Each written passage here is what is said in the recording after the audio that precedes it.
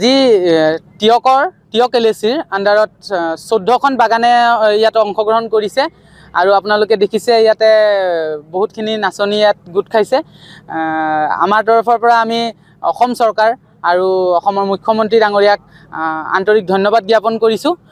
তেখেতে আমাৰ ঝুমুৰ নৃত্যটিক বিশ্ব দৰবাৰত প্ৰতিষ্ঠা কৰিবৰ বাবে এটা সুযোগ দিছে আৰু যিটো অনুষ্ঠান হ'বলৈ গৈ আছে অহা ফেব্ৰুৱাৰী 24 তাৰিখে। এতিয়া আমাৰ ইয়াতে সিলেকশ্যন প্ৰক্ৰিয়া হ'ব আজিৰ পৰা। সিলেকশ্যন প্ৰক্ৰিয়াৰ পিছতে আমাৰ জেনুৱেল পাৰফৰ্মেঞ্চ হ'ব 3টা ডিষ্ট্ৰিক্টৰ যোৰহাট, শিৱসাগৰ আৰু গোলাঘাট অহা 6 ফেব্ৰুৱাৰী তাৰিখে যোৰহাট ষ্টেডিয়ামত।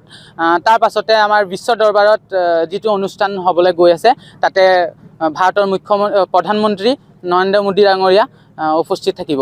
গতিকে আমাৰ তৰফৰ পৰা আমি সকলোকে ধন্যবাদ জ্ঞাপন কৰিছোঁ আমাক কিমানখিনি সহায় সহযোগিতা কৰি আমাক আগবাঢ়ি যাবৰ বাবে সহায় কৰাৰ কাৰণে ধন্যবাদ। যোৰহাট জিলা প্ৰশাসন আৰু টিয়ক প্ৰশাসনকো সকলোকে ধন্যবাদ জ্ঞাপন কৰিছোঁ। তেওঁলোকে আমাক সম্পূৰ্ণৰূপে সহযোগ কৰিছে। ধন্যবাদ থাকিল।